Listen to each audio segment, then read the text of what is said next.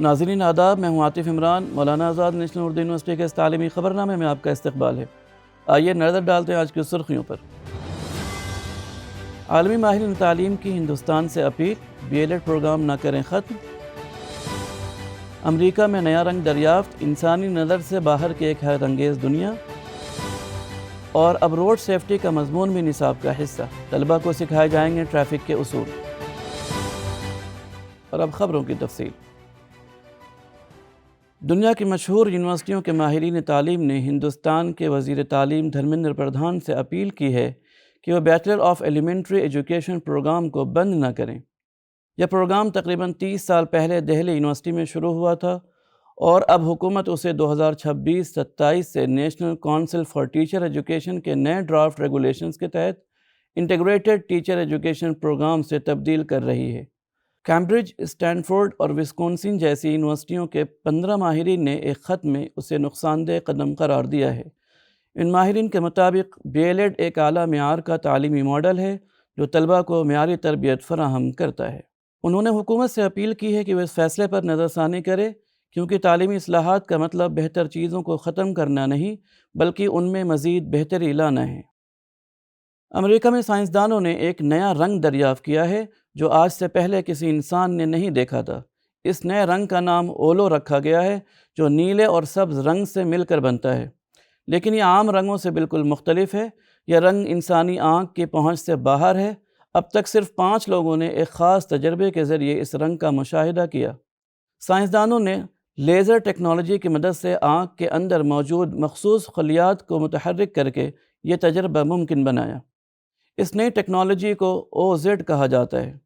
ماہرین کا کہنا ہے کہ یہ حیرت انگیز دریافت مستقبل میں ڈیجیٹل اسکریننگ، بصری تجربات اور انسان کی بینائی سے متعلق سمجھ بوجھ کو مکمل طور پر بدل سکتی ہے۔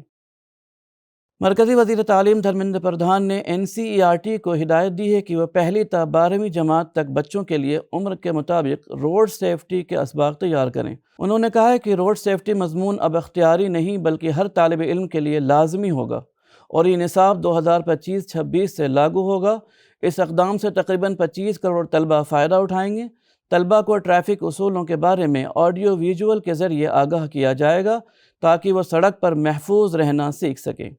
اس موقع پر مرکزی وزیر ٹرانسپورٹ نتن گڈکری نے بتایا کہ ہندوستان میں ہر سال 5 لاکھ سڑک حادثے ہوتے ہیں، جن میں تقریباً 2 لاکھ افراد جان سے ہاتھ دھو بیٹھتے ہیں۔ ان میں تقریباً 10,000 بچے 18 سال سے کم عمر کے ہوتے ہیں۔ اس موقع پر نتن گڈکری نے حادثے کے شکار افراد کی مدد کرنے والوں کے لیے 25,000 روپے انعام کا اعلان بھی کیا۔ جو لوگ یہ کام کریں گے ان کو راہبیر کر کے ہم 25,000 روپے ایوارڈ دیں گے۔ یونین پبلک سروس کمیشن نے سول سروس امتحان 2024 کے نتائج جاری کر دیے ہیں، جن میں کامیاب ہونے والے 1009 امیدواروں میں سے اس سال شکتی دوبے نے ٹاپ کیا ہے اور ہرشتا گوئل نے دوسری اور ڈونگرے پراگ نے تیسری پوزیشن حاصل کی ہے۔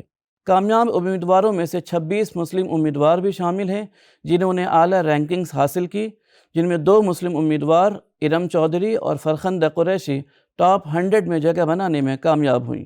اس بار حکومت کے اعلان کے مطابق کل 1129 اسامیوں پر بھرتی کی جائے گی۔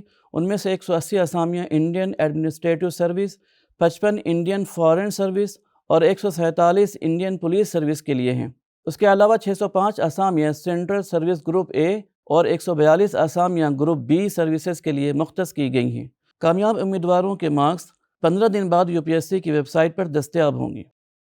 وزارت تعلیم اب نیٹ، UG اور JEE جیسے انڈر گریجویٹ داخلہ امتحانات کے لیے طلبہ کو مکمل مفت کوچنگ فراہم کر رہی ہے۔